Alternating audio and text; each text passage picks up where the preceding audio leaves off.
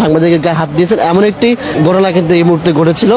যে সময় আসলে ঘটনা ঘটেছে সে সময় কিন্তু আমরা যেমনটি জানতে পেরেছি সেখানে বিএনপির পররাষ্ট্র বিষয়ক উপদেষ্টা হুমায়ুন কবির তিনি ব্রিফিং করছিলেন। তখন এনসিপি নেতাকর্মীরা স্লোগান দিচ্ছিলেন। এই মুহূর্তে সাংবাদিকরা তাদের গাড়ি বহরে তখন তাদেরকে থামতে বলে যাতে এই ঘটনা না ঘটে। তখন কিন্তু তারা উত্তেজিত হয়ে সাংবাদিকদের উপরে গায়ে হাত তোলে এবং দস্তাদুর ঘটনা ঘটে। এখন এই জন্য কিন্তু গণমাধ্যমের যারা আছে অনেকে চলে যাচ্ছে। আবু কথা বলতে চাই, লাইভে আছি যে দেখতে পাচ্ছি যে এখানে যারা আছেন নেতাকর্মীরা তারা কিন্তু অপেক্ষা করছেন, কিন্তু কোনো গণমাধ্যম কর্মী নেই। অন্যদিকে গণমাধ্যম কর্মীরা চলে যাচ্ছেন। আপু ভাইয়া এইখানে আপনারা তো একই কথা বারে বারে বলতেছি, দীর্ঘ 2 ঘন্টা যাবত আমরা নিউজ কভারেজ দিতে বসে থাকি। ঠিক আছে, আপনি তো জানেনই এর থেকে আরো বেশি টাইম আমরা বসে থাকি। আমাদের তো এটা তো আমাদের কর্ম, বাট আমাদের তো কষ্ট হয়, তাই না?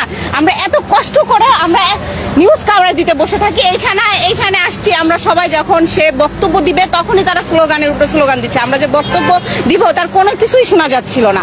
হ্যাঁ, দেন আমাদের এক সাংবাদিক হয়তো বা তাদেরকে বলছে ভাইয়া একটু স্লোগানটা পড়ে দেন, বক্তব্যটা নিয়ে এমন কিছু একটা, কারণ আমরাও তো তখন বক্তব্য নিচ্ছিলাম। হ্যাঁ, হঠাৎ করে তারা আমাদের সহকর্মীর গায়ে মানে আচরণ করছে, খারাপ আচরণ করছে, তারা বকাঝকা করছে। মানে তারা যে মনে করতেছে কি যেন মনে করতেছে, মানে তারা নিউজ তারা সে যেতে চায়।